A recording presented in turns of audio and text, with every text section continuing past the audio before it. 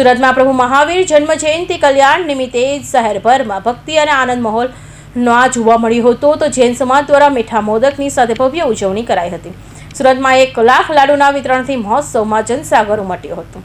સુરતમાં પ્રભુ મહાવીર જન્મ કલ્યાણ દિવસની ઠેર ઠેર ધામધૂમથી ઉજવણી કરવામાં આવી હતી। શ્રી જૈન શ્વેતાંબર મૂર્તિ પૂજક યુવક મહાસંઘ દ્વારા વિશેષ કાર્યક્રમો યોજાયા હતા, જેમાં ભક્તો માટે મીઠા મોદક અને લાડુની લાહણી કરવામાં આવી હતી। 1 લાખથી વધુ લાડુનું વિતરણ કરીને સમાજના લોકોએ પરસ્પર એકાબીજાને મોં મીઠું કરાવ્યું હતું। તો આ પ્રસંગે જૈન સમાજના અગ્રણીઓ, પોલીસ અધિકારીઓ અને મોટી સંખ્યામાં શ્રદ્ધાળુઓએ ઉત્સાહભેર જોડાયા હતા, જેને કારણે સમગ્ર વાતાવરણમાં ધાર્મિક ઉલ્લાસથી ગુંજી ઉઠ્યું હતું। રાષ્ટ્રીય વરિષ્ઠ સંગઠન મંत्री युवक महासंघ આજે જે રીતે લાખો લાડુ વિતરણ થઈ રહી છે, શું ભાવ છે?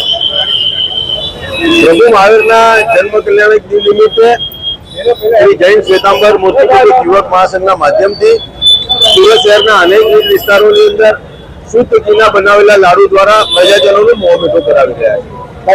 કઈ જગ્યાએ અત્યારે 3 જગ્યા પર આ આયોજન ચાલી રહ્યા છે।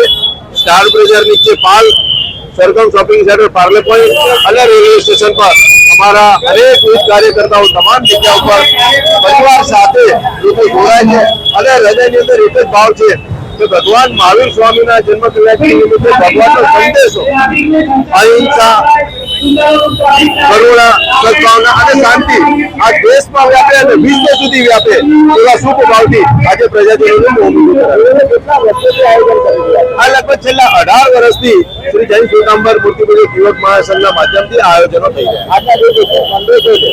બસ આ સંદેશો એક જ છે કે આપણે સૌ આપણા હૃદયની અંદર અહિંસા, શાંતિ, કરુણાનો વ્યાપ વધારીએ અને આપણે આ દેશ અને વિશ્વની અંદર શાંતિ સ્થપાય તેવા શુભ ભાવથી આપણે અનેકવિધ આયોજનો કરતા રહીએ।